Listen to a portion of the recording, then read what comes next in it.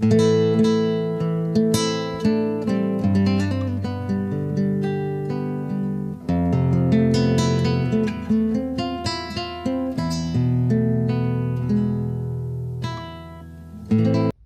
folks, so this is a common thing when you have a piece of stirrup leather and it's so long, you kind of tuck it in here, you tuck it up that way. Some people even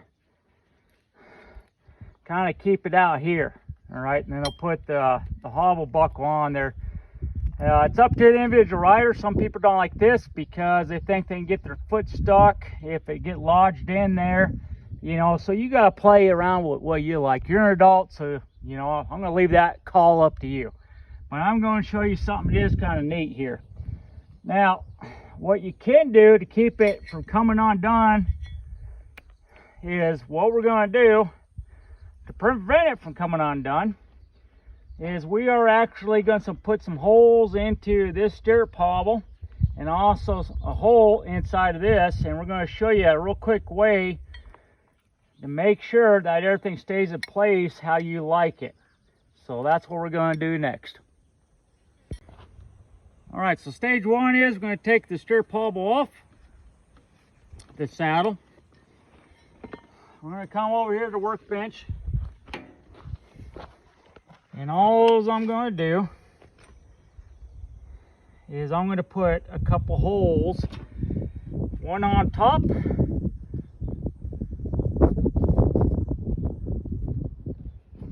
and I'm making sure it's dead center of the piece of leather I'm working on.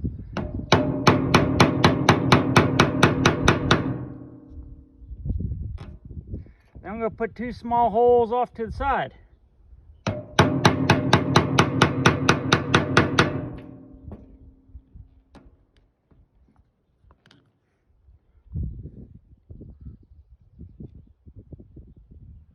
Kind of making a triangle with holes. You can kind of see it right there. Voila.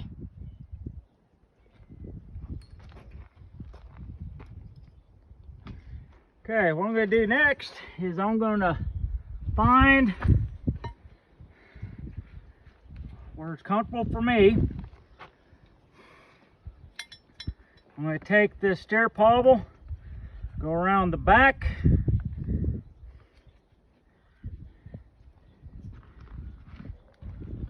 can see where it's at. I'm going to take my scratcher, you can use a nail, marlin spike, whatever you want to call it, and I'm just going to kind of trace where everything's at. Okay, so there's my scratcher. So I got my 3 holes there. Now what I'm going to do is I'm going to move on to stage 2. And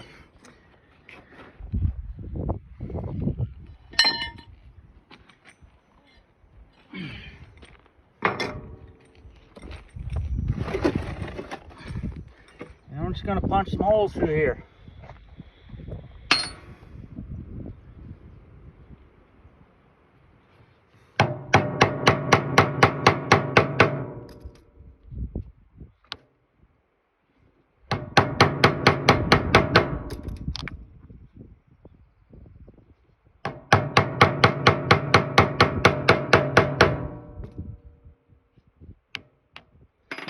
Okay, now I got my 3 holes.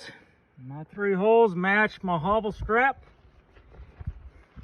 Now what we're going to do is put everything back together.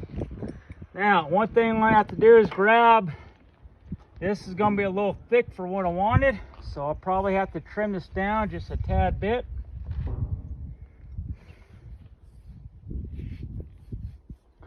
Because you can see there's a big difference between this size and that size, so I'll probably have to end up cutting it to make it skinny. So that's next. All right, so what we're going to do is we're actually going to put the stirrup hobbles, a piece of leather together on this James Morris Association saddle here. I got this from James Morris, who's a famous saddle maker out there in New Mexico. A lot of us run with these type of saddles. The rough out's been good to me. I know John Baird from John Baird Horsemanship sure likes his, and boy, they were the cat's meow back in the 70s, 80s. And Some of us are still buying them because they are a darn good saddle. Anyhow, get back on task. All I was going to do is take stirrup leather. We're going to take the piece of lace that we have, put it through the dowel.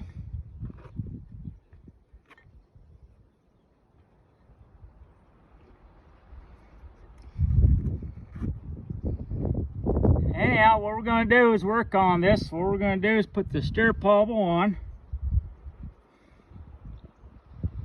I'm going to put the lace through. Put the lace through the other side. Cinch it down. Now I'm going to combine both pieces of lace. And you bet you got it. We're going to push it right up to the top hole together. Pull it through. Pull it tight. Now what I'm going to do is grab my fid, or some people call a stitch and awl, or I'm just going to grab this piece of leather scratcher. I'm going to insert underneath, lift it up just a tad bit. Insert the two pieces of leather.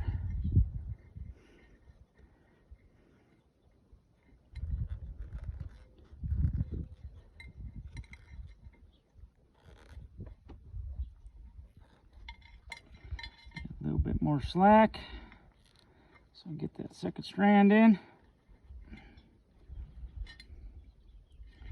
Pull this one down first.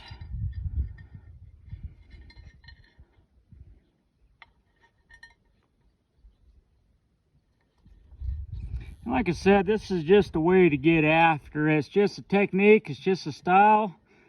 Nice thing is, when you do this, you don't have to worry about losing your stirrup hobbles when you're taking everything apart too. Okay, so we're that far. I'm going to grab the needle nose bent pliers, give it a pull. Okay, I'm just going to pull everything tight. And we're just going to put the stirrup in place. Buckle to the back. Some people like the pigtails to stick towards the horse. Some people like the pigtails to stay away from the horse. It's up to you what you want to do.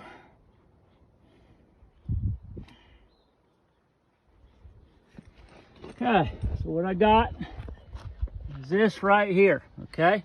Now what I'm going to do is I'm actually going to take these and trim them down, so that way when my leg's hanging down, I'm not rubbing up against a whole bunch of darn string.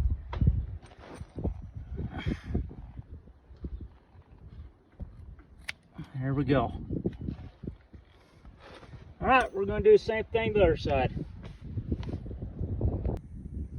So we're at the finishing point of these two saddles, and what we want to do is look at the after effects here.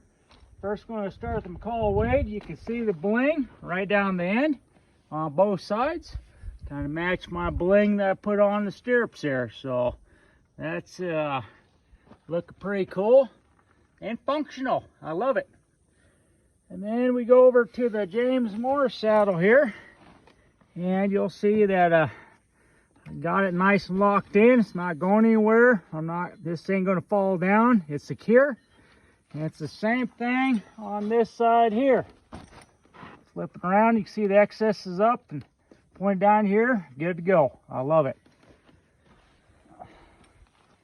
So what we're going to work on the next video is actually how to twist the stirrups of your saddles. Now you can see on this saddle here, there's no twist in it. This one here has the Hamley twist. It goes by a lot of different names. Nevada twist, buckaroo. I can throw a whole bunch of names out there.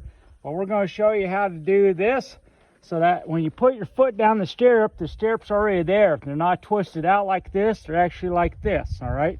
So we'll show you this method, and we'll also show you the method on this McCall saddle, how I did it a long time ago. And this is a different way of getting the job done. So that will be coming up next.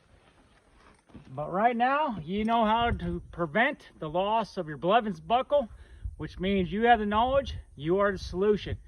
Don't forget to hit like and subscribe. Take care. Adios.